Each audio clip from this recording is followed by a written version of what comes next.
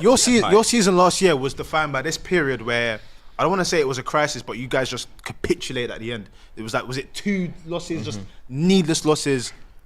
This feels like the same thing's happening where you needed it to get right. 3 losses out of the cup, losing ground in the title race where City were not even racing at the moment. What is going on? Is this a crisis for you guys now? I think it is. I think we do have a lot of key injuries, but these are things that need to be addressed in the recruitment. I said again, not to just keep saying, I get loads of things wrong in football, so I don't think I'm right all the time. But I said in January, I said in the summer, we need to cash in on Thomas Partey. This is a guy who's been fit and available for 45% of the games since we signed him. Jeez. That was as of the summer. That's now a hell of a lot less. He's been fit and available for about 30% of the games. World-class ability on his day, but he can't be world-class if he's not on the pitch. Let's cash in on him. We didn't cash in on him. We got Declan Rice, who's been amazing since we signed him, to be fair to him, but then we've got no cover for that. We spoke about looking at players like Diaby. We need cover for Saka. That's what we said. One of our key things, because our fans love Saka so much, before we looked at getting a number 9 and getting a starting striker, we looked at a second winger to cover Saka because we care about him so much. We didn't get a cover for Saka. Do you know what I mean? We've got Trossard, who plays bits and pieces. When Saka's going down consistently injured, you look at the beginning of the summer, we got Jurriën Timber. Jurriën Timber come off injured, got sent back on from the medical team and had a longer term injury because of that. We then did the same thing with Saka when he was injured and sent him back on instead of bringing on a replacement for him. We've got Reece Nelson, we've got Leandro Trossard waiting there. So the club is doing it to itself. A lot of the problems that we have, we're doing it to ourselves. The club's responsibility and the fitness team's responsibility, the manager, all of them, is to try and get as many of our best players onto the pitch all at one time and put out our best team. We do not see our best team enough. Do you know what I'm saying? One of the problems that we had last season, we know we needed a DM, we needed a fullback, we needed a striker. We didn't address the striker situation. We're going into a title challenge against teams like Liverpool that are bringing Jota off the bench, Man City that are bringing Alvarez off the bench, and we have Eddie Nketiah on the bench. Now, don't want to disrespect him, but he's not the level of Alvarez. He's not the level of Jota, is he? That's just sensible. He and himself would know that. I think that's the key. Coach Cam, a wise Coach Cam once said, you don't want to lose before like an international break or break. 3 losses before a 2-week break. Talk to me. One to your big rival as well. For me, this is worrying times for Arsenal now. Because one thing I also see with Arsenal fans as well, and Arsenal as a club, once it starts to slide, it slides. You know what I'm trying to say? You don't really see Arsenal get through their moments, and we saw it last season. And I'm looking at Arsenal now. It's very uninspiring, bro. I'm looking at Saka. People are saying, is he injured? I don't think so. I just think the performance levels have completely dropped. Teams are looking at Bukayo Saka. And actually, I saw a lot of 1v1s today before everyone talks about doubling up. I saw a lot of 1v1s, and Gomez had an easy game today. And we have seen throughout the season. But what happens is people start saying goal and assist, goal and assist. Watch the games. Don't only talk when you're winning. Understand what's happening. Look at it and be fair. Have your assessment properly. I'm looking at Havertz. Every single fan would have told you Havertz, that's a questionable signing. But 3 goals on a bounce that he did, and all of a sudden it's like it's an Arteta masterstroke. No, it's not. You're seeing those issues now. I'm looking at Arsenal, and they're just not the same team of last season. And people are going to put it down to one player, maybe a Thomas Partey or whatever. That's not the case, in my opinion. I look at Liverpool, I look at City, and I said many times, champions respect. You respect City. You don't put them as if they're falling off, they're done. You got to respect these type of teams. Liverpool, they've been there, they've done it. Moments of quality in people like Trent and Salah. Arsenal don't have that. Saka's a good player. Martinelli's a good player. Jesus is a good player. Odegaard, they're not world level players. They're just not. Saliba's for me probably the closest. That guy is brilliant. But the rest of them, you're good players, and a system is what got them where they were last season. A very good system. Once that system starts to crumble and you need a bit of that individual quality, this is what we have out here. This is what we have. One win in 7 for a team that are going to try push for all fronts. It's the FA Cup. People are going to say, oh yeah, it's just the FA Cup. Top teams try and go through and go and win everything. And listen, Arsenal... You mentioned the system thing earlier, though. Yeah. No, this is something I've thought about for a while, to be honest with you. I predicted Arsenal to win the league. I viewed Arteta. I was even saying at one point, I think he might have surpassed Jurgen Klopp. Clearly, I was wrong in that regard. Yeah, clearly I was wrong in that regard. This man does not like Jurgen. We addressed it. Hey, I held my hands up and I admitted my errors. But I was so high on Arteta's system that I may have overlooked as well that, kind of like what Cam is saying, how many world beaters do you have in this team? When I kind of look at, like, we would talk about what is the definition of world class. I don't really have a set definition either, but like I feel that I look at players that in moments where their team isn't playing well, when they're not playing well, when the system is kind of failing, the game is slowed down, you can look at them to pick up the ball and change a game on their own through individual brilliance. And I look at this Arsenal team, and I've never thought that most of these players in those moments, the only one that I thought was even coming close to that was Saka. And this season, you've kind of seen him reduce to the mean, reduce to that level that he was before that kind of patch last season. So yeah, when you're going up, especially against City, against Liverpool, who have players like that in abundance, Salah, De Bruyne, Erling Haaland, Foden even, I think you're going to struggle when that system starts to fail. And I've said it now, I think Arteta's system has been found out. And it's on him, yes, to kind of tweak the system now and get the best out of those players, because giving them a suitable environment for them to thrive is important. But I think they're going to have to go in the summer and really sign bona fide, big name star players, because they're definitely missing out on it. Nah, bro, Fuad, I want to come to you. have this, I want to come man, to you because quickly. now all of a sudden I'm hearing the players are not of the standard. And granted, you might not have thought them, but a lot of Arsenal fans would have told you last year they feel a lot of these players, even if they're not world class now, they would have been world class. And then I'm sorry, when you look at the recruitment in the summer, bringing in Havertz, okay, Timber, he's injured, whatever. Rice, he's been brilliant. But in January, let's not forget last year as well what the signings were with Jorginho and Trossard, when really and truly you were challenging for a title and that was in your best position. So I'm looking at them like, now you're saying the tactics are going wrong. Now you're saying the players are not good enough. Now the signings all of a sudden are not good enough. What? What are we doing here? No. We don't get to flip the narrative like this. For me, now more than ever, second half of the season, lights are going to be on Arsenal and Arteta. Definitely. Now we're going to see if all of this praise you have been singing, if it's just candy-ass bullshit you were saying for the moment, or if it's something you really believe in, because shit gets tough. Shit gets sticky. Sometimes you have to take a step back to move forward again. And right now you've been knocked out of the FA Cup by a rival that last season was worse than you. And this season, all of a sudden, now we're supposed to believe they're back. And they played a weakened side. Brought on more And kids they've got at some injuries as point. well. And they've got... Bro, I don't want to be hearing any excuses about... Man, they must be accounted for. Managers and players this season. I'm sorry. 100%. There is no hiding place. Saka, Martinelli brought on. Like, all of these... Havertz, 65 million. Can you make a difference? How many chances did he have today? Like, I'm Just so you sorry, know, no. Havertz is All your of this now, highest paid player. woe is me act. Arsenal fans are going to try and play. I don't want to hear it. Fu, I've got a question Keep for you. the same energy you had the past 12 months. Please. Fu, I've got a question for you. Fuming, innit? Bro. Lad, he's sweating and everything from him.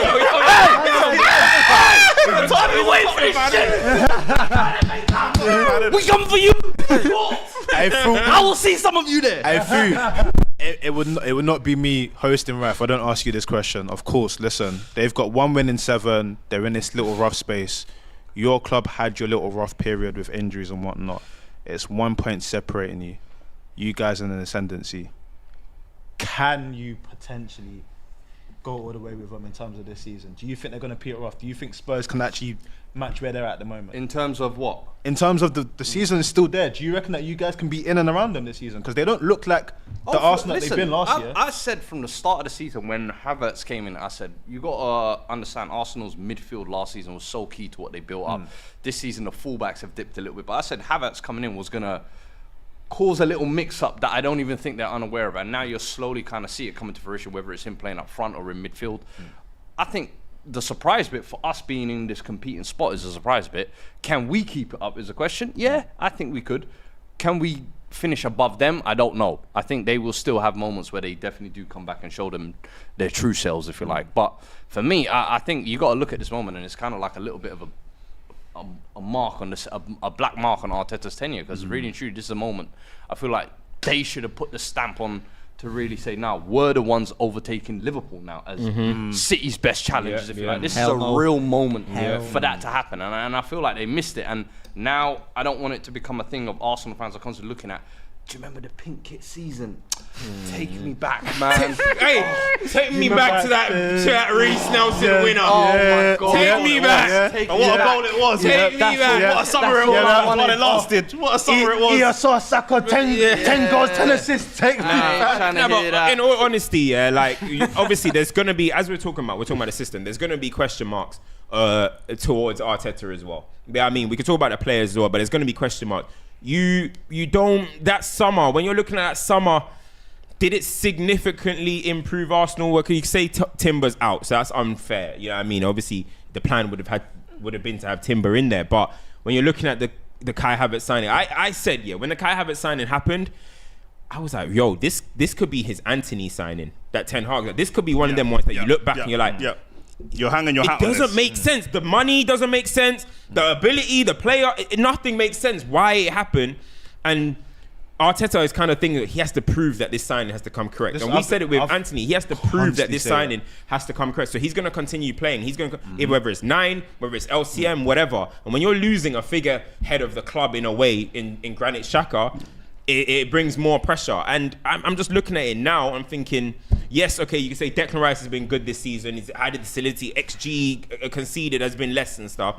But then you're talking about what Arsenal were, the identity of Arsenal. Even go back to Wenger days. What Arsenal fans love. It's that passing, slick football, goals coming. Remember the Wilshere v Norwich, all that type of stuff. And when you're looking at this team and you're not winning, it's okay if you win because it's a different Arsenal. But when you're not winning, now you're moving a little bit away from the Arsenal identity. It starts to get a little bit worrying there. The issue with this as well is we all know that Arsenal fans are notoriously, they're very invested.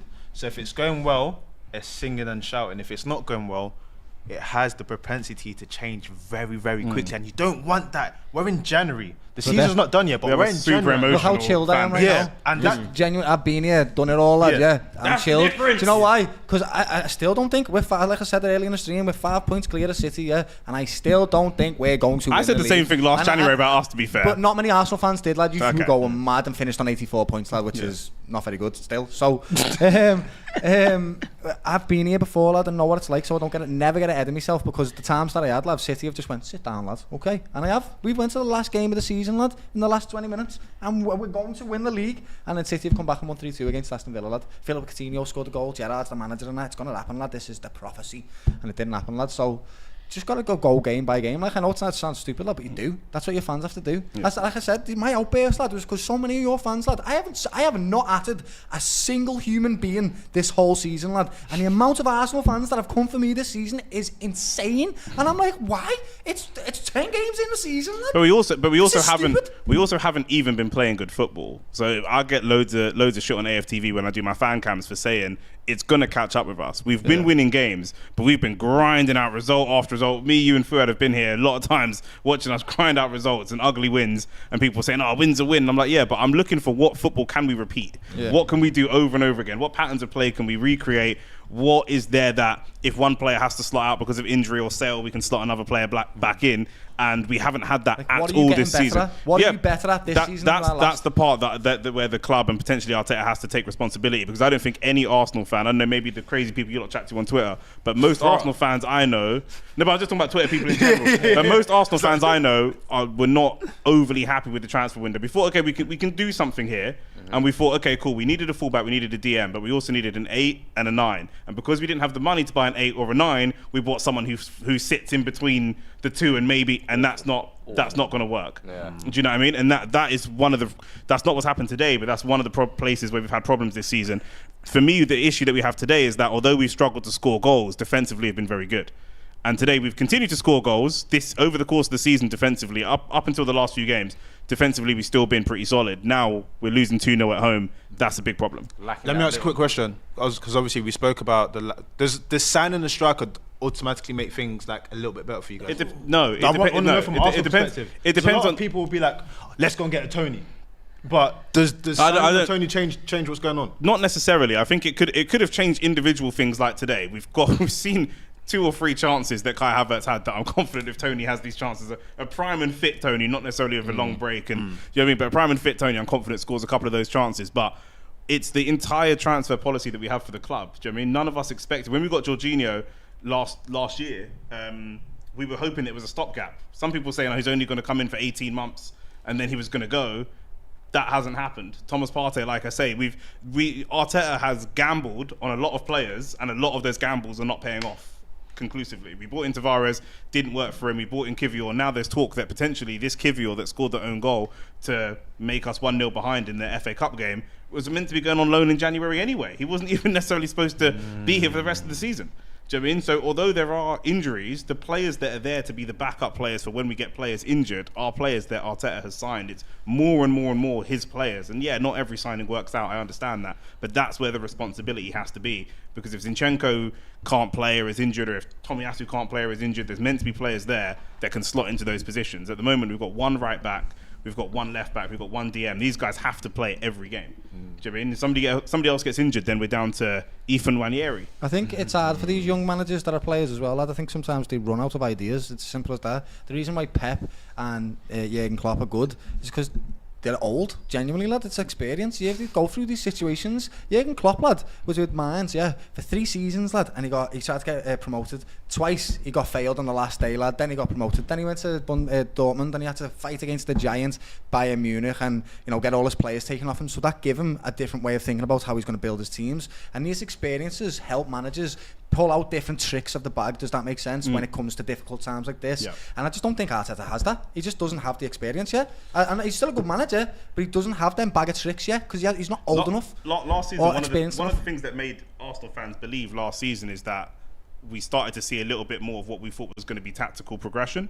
And we started to see a few different things, not just inverted fullbacks. We started to see different things, different patterns, different styles of play. I feel like this season, he has definitely managerially regressed. He's gone back to... This is the closest we're seeing to his very first season. It's interesting, isn't it? Yeah, he's gone backwards. That's what I said. This is what happens now. This is what happens. This is what happens now. You know what I'm saying? This is what It's happens. panic. Yeah. This is what happens. This is what happens. Yeah. This is what happens. It's panic stations now, and this is what happens. And this is why, when people come up with these statements after you lose, it's like you didn't believe it when it was happening because you don't turn this quickly, bro. Nope. When it was happening and people were saying Arsenal's performances ain't that good, they'll be bringing field tilt and showing why it's good. They'll be bringing this and bringing that, and you're like, nah, there's something different about Arsenal this season. Well, we're top of the league. This guy's having a bad season when he's got this money. They kept saying these things, and then you turn quickly because deep down when you're watching these games you know what you're seeing, but because you want to have that we're better than you over your rival fans, you ignore it. That's why the best thing is just to be truthful. If you have deep down always thought that Declan Rice is holding back your attack, you should have said it when you're winning. Don't now say it now because you're losing. You know, that's the problem, and that's what happened. The only thing I will do, I'll give them a little bit of empathy in the sense of they have been the Banter Club, lad, for the last 10-15 years, right? And so now they are alright. They're alright football team, right? They're good to watching that. So they're just overexcited. Some of our fans are like get. 12, blood. They weren't even around for that, bro.